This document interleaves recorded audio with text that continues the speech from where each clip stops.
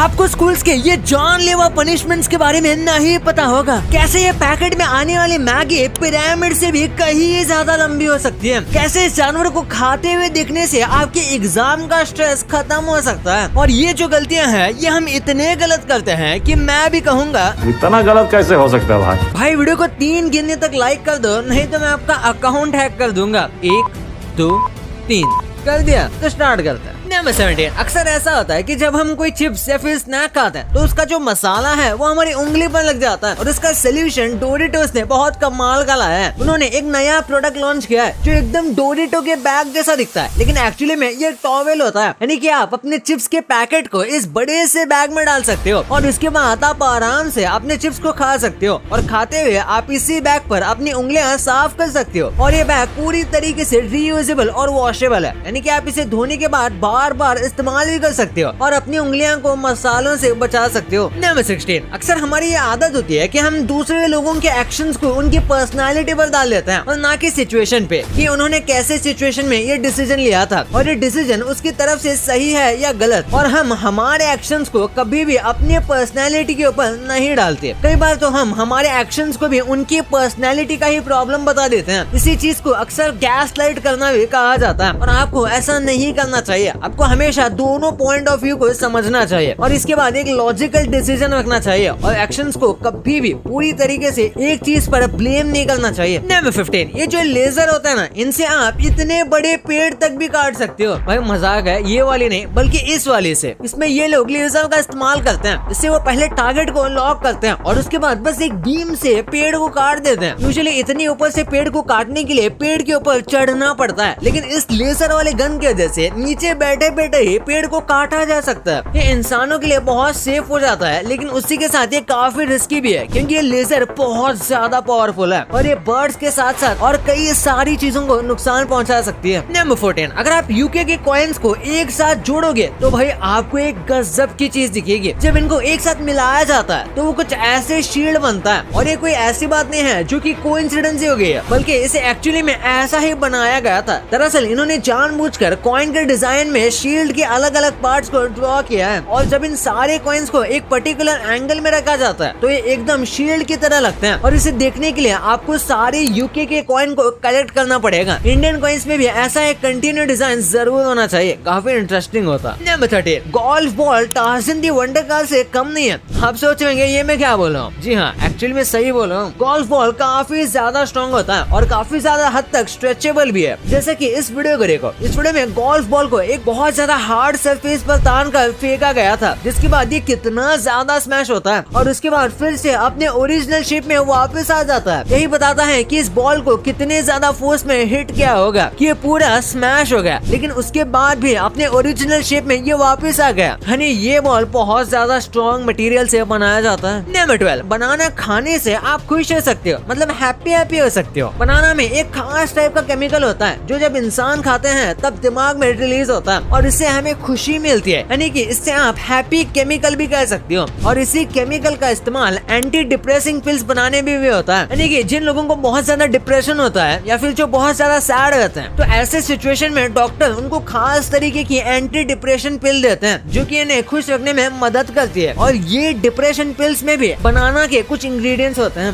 Number 11। Normal car cover होने के बाद भी बहुत कम लोग उसे यूज करते हैं क्योंकि वो कार को कुछ खास प्रोटेक्शन नहीं देता और उसे लगाने में काफी टाइम वेस्ट भी होता है। एक बार इस पोर्टेबल इन्फ्लेटेबल कार कवर को देखो, इसे लगाना काफी आसान है और ये कुछ ही मिनट में पूरी तरीके से फ्लोट हो जाता है, जिसके बाद ये आपकी कार को बहुत अच्छी तरीके से प्रोटेक्ट करके रखेगा। कई लोगों को अपनी कार से बहुत ज्यादा प्यार होता है और कई लोगों की कार इतनी महंगी होती है कि वो उसे डैमेज नहीं करवाना चाहते और इसी वजह से वो लोग ऐसे कवर्स का इस्तेमाल कर सकते हैं। आप देख सकते हो लिटरली इस कवर के ऊपर कैसी कैसी चीजें फेंकी जा रही है, फिर भी इसे कुछ भी नहीं हो रहा। नंबर 10। क्या कभी आपने सोचा है कि कार के टायर तो चलो रबर से बनते हैं, लेकिन ट्रेन के टायर को किस चीज से बनाया जाता है? ट्रेन के टायर जो होते हैं वो मेटल से बनाए जाते हैं और इसीलिए उनको बनाने के लिए बहुत ज्यादा मेहनत लगती है। अब तो बड़ी मशीन की वजह से ये काम थोड़ा आसान हो गया, जैसे कि हाइड्रोलिक प्रेस। इतने पावरफुल हाइड्रोलिक प्रेस से गर्म मेटल को बार बार हिट किया जाता है और एक दूसरा मैकेनिकल आर्म इस मेटल के पीस को को मूव करता रहता है ताकि उसे परफेक्ट सर्कल में बनाया जा सके। एक बार ये काम हो जाता है तो कुछ लोगों द्वारा उसमें अंडर सर्कल बनाया जाता है। इसे बनाने के लिए पहले तो कुछ इस तरह से हिट किया जाता है और इसके बाद बीच में एक सर्कुलर मेटल रिंग डाली जाती है। फिर इस रिंग को निकालते हैं और इसके बाद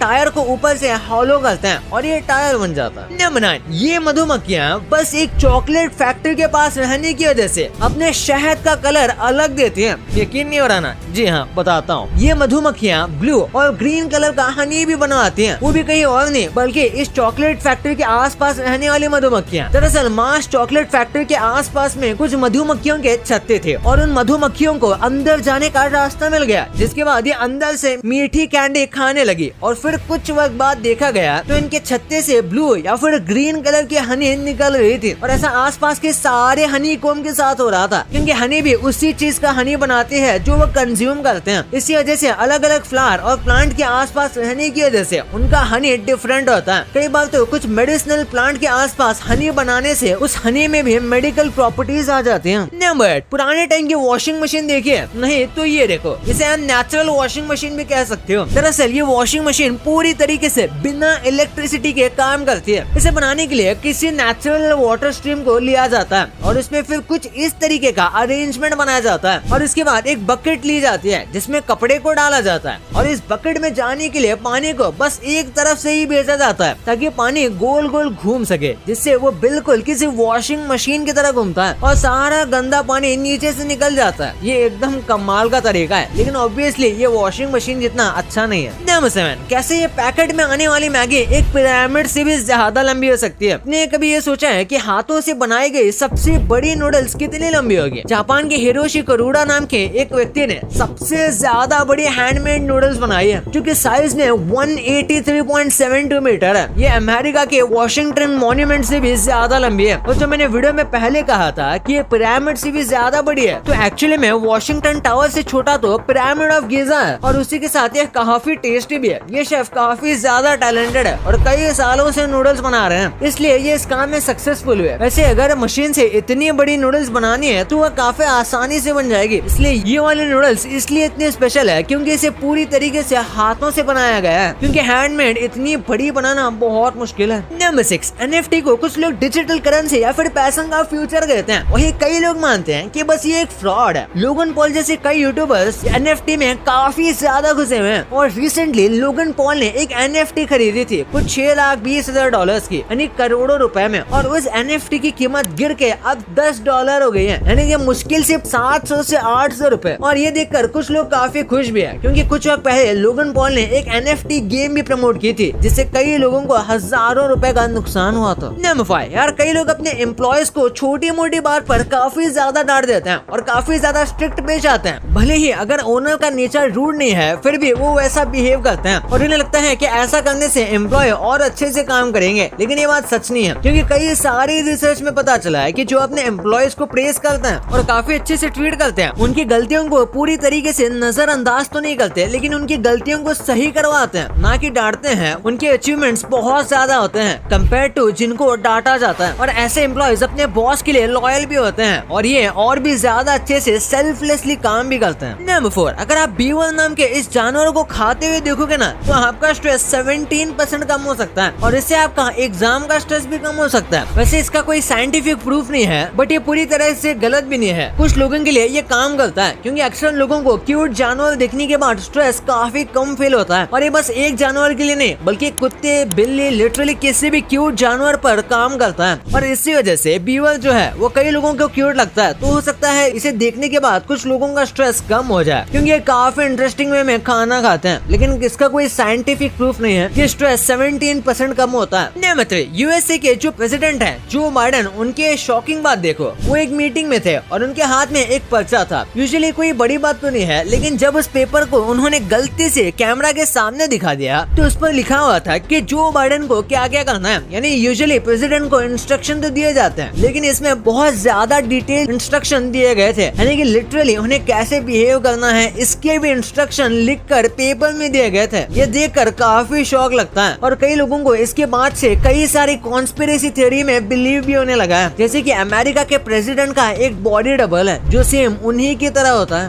नंबर 2, यार ऐसी कई गलतियां होती हैं जो कि हम रोज करते हैं और हमें पता ही नहीं चलता। जैसे कि एप्पल को हम सब साइड से बाइट करके खाते हैं, लेकिन ये गलत तरीका है। एप्पल खाने का सही तरीका टॉप टू बॉटम है, यानी ऊपर से खाना चाहिए। और फिर पिज्जा को हमेशा कुछ ऐसे यू शेप में पकड़ना चाहिए, यही पिज्जा खाने का सही तरीका है। और स्ट्रॉबेरी जो है उसको हॉलो करने के लिए लोग नाइफ यूज करते हैं, लेकिन एक्चुअली में आपको स्ट्रॉ यूज करना चाहिए, इसलिए ही इसे स्ट्रॉबेरी कहा जाता है। और अगर आप भी ब्लेंडर को स्क्रब करके वॉश करते हो तो आप गलत कर रहे हो। आपको ब्लेंडर में बस डिश वॉशर डालना है और ब्लेंड कर देना है, ऐसे ये अच्छे से साफ होगा और मेहनत भी कम लगेगी। और ये वाली स्पेशली लड़कियों के लिए। इयररिंग पहनते हुए आप ये प्लास्टिक वाला पार्ट भी अक्सर पहन लेते होंगे, जैसे वो भी इयररिंग्स का पार्ट हो, लेकिन ऐसा नहीं है। इस पार्ट को पहनना नहीं होता बल्कि रिमूव करना होता है। नंबर 1, अक्सर स्कूल वाले बच्चों को पनिशमेंट देते हैं, और पनिशमेंट देना कभी कभी जरूरी भी होता है, लेकिन कुछ टीचर्स फिजिकल पनिशमेंट को इतना ज्यादा आगे ले जाते हैं कि वो लिमिट क्रॉस हो जाती है। जैसे नॉर्मल स्केल से पिटाई तो लगभग सारे स्कूल में होती है, और कई बार ये इतनी ज्यादा हो जाती है कि बच्चों को सीरियस डैमेज भी हो जाता है। इसी वजह से इंडिया में ये फिजिकल पनिशमेंट्स बैन हो गई है। फिर भी कुछ स्कूलों में अभी भी ये होती है, लेकिन कुछ पनिशमेंट्स इससे भी बहुत खतरनाक होती है। जैसे कि चार्ल्स समनर एलिमेंट्री स्कूल में टीचर्स ने बस एक गिलास पानी गिराने की वजह से बच्चों को पनिशमेंट दे दी कि वो जमीन से ही खाना उठाकर खाएंगे। ये बहुत अनहाइजीनिक होने के साथ साथ डिसरिस्पेक्टफुल भी है, बच्चों को सीरियस बीमारी हो सकती है। और फिर वॉशिंगटन के एक स्कूल में बच्चों को लिटरली आइसोलेटेड चैम्बर में रखा जाता था। ये बच्चों को मेंटली काफी ज्यादा इफेक्ट कर सकता है, इतना ज्यादा कि वो डिसेबल भी हो सकते हैं। और हैदराबाद के एक स्कूल के इस पनिशमेंट ने तो हद ही पार कर दी। एक 11 साल की लड़की ने सही यूनिफॉर्म नहीं पहना था और उसके पास इसके रीजंस भी थे, लेकिन वो सुनने से पहले ही स्कूल के लोगों ने पनिशमेंट दे दी और इसे लिटरली मेल वॉशरूम में खड़ा रखा गया।